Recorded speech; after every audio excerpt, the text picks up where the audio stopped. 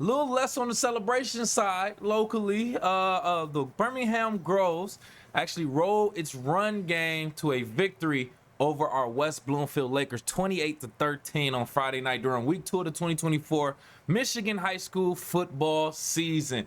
Now, there's a lot to unpack with this game. Both teams were ranked in the top 10 in Detroit Free Press in the state, but now things are looking a little bit different. But to join us right here on the Splash to break that game down, we have West Bloomfield High School color commentary football analyst for Civic Center TV and 89.3 Lakes FM, Matt Catoni. Thank you for being here, Matt. Yep, thank you for having me. All right, Matt. So I watched this game too, man. It's a lot to unpack. Let's start just overall. How would you describe the overall performance for the West Bloomfield Lakers, both on the offensive and defensive strategies? I would say slow. They got off to a slow start on both sides of the ball. They were much better in the second half, but really they couldn't overcome the hole that they put themselves in the first half. Yeah, it was a little bit of a, I was gonna say a crazy start, but yes, they did pick up the momentum later. But that brings me to something that I brought Coach Hilbers in week 1. I asked him about the importance of gaining that momentum early, right? And early in the first half, they did have a fumble recovery, and that did kind of help them get onto their touchdown later on. So how do you feel like that actually impacted their momentum, at least in the first quarter, with that fumble recovery and touchdown? Yeah, that fumble recovery at first, it made it seem like it was going to be that like Chippewa. They got the turnover to start the game. Alos ends up scoring on the 30-yard touchdown 2-3 plays later. But then after that, the offense really struggled to get things going, and they especially struggled to stop Mario Campoy-Lavasco, who had a 50-yard touchdown in the first half, and really just could not go down at first contact.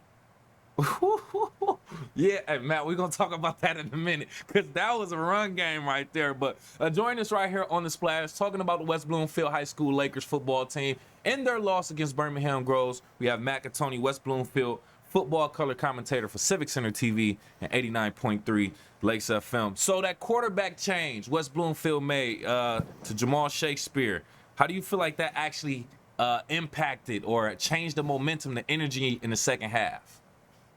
Yeah, I think it may be a bit because of the chemistry that Shakespeare has with these receivers. He's been here for a few years now, played with a lot of these guys, whereas Bo Jackson is his first year with this team. So I think when that change was made, we saw a little bit of that chemistry playing a factor in why we saw the offense play a little bit better in the first half or in the second half than it did in the first half. And really, it's unfortunate that we're at this point, but it is a question of who's going to be the quarterback in the future.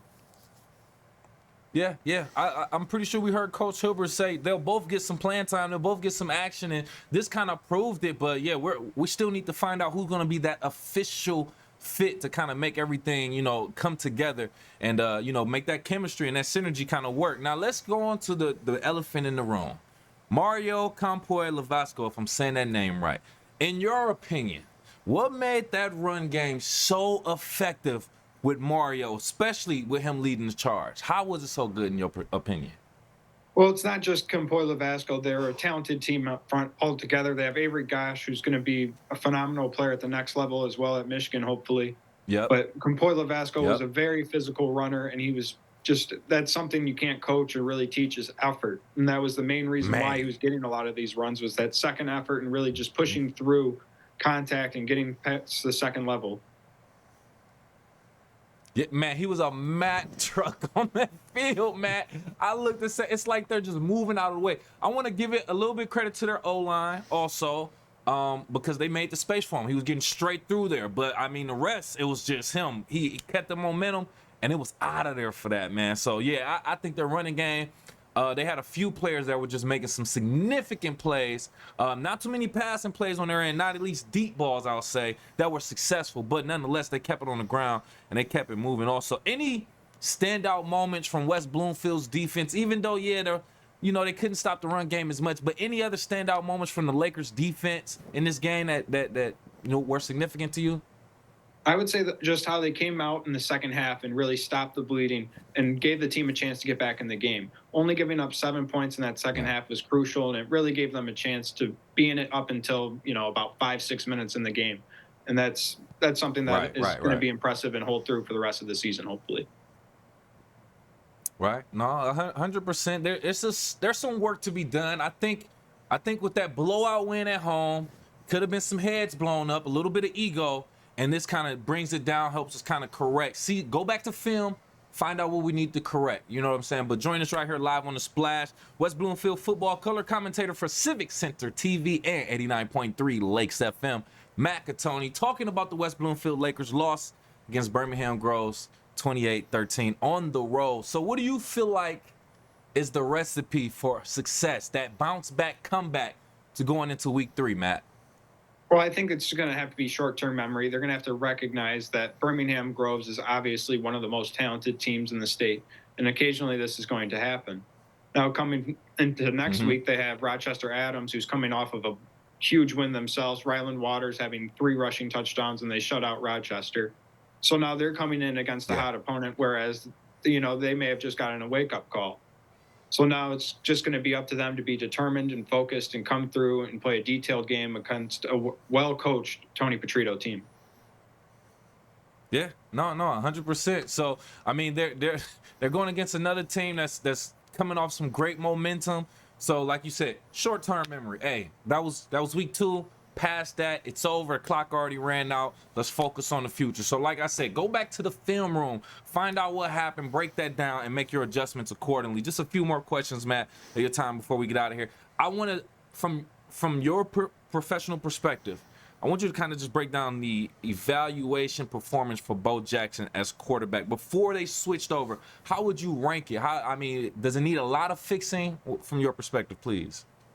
I don't think there's really all too much to fix. It's just probably a matter of just getting used to playing with the receivers in game more so, because just a few of those incompletions for Jackson's were just, slight misses on timing routes where I think, just a split second difference or slight timing difference, it's a big completion.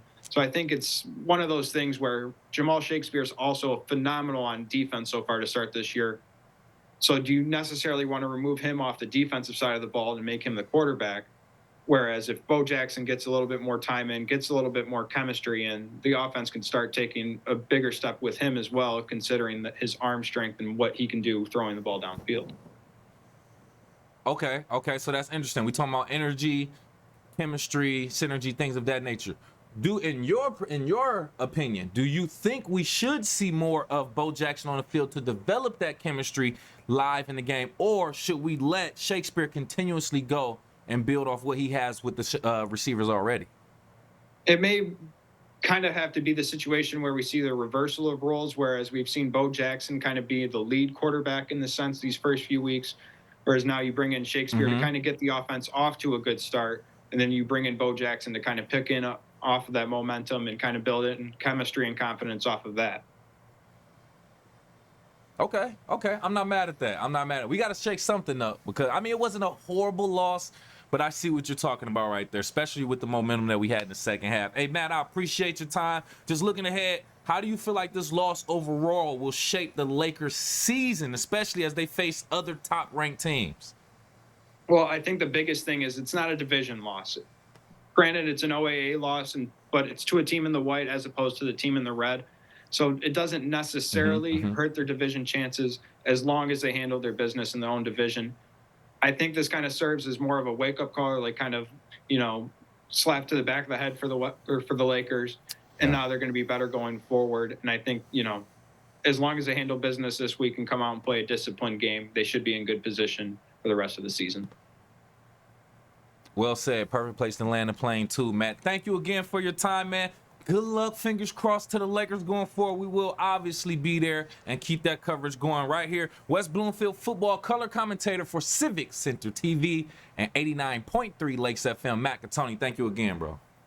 Thank you for having me.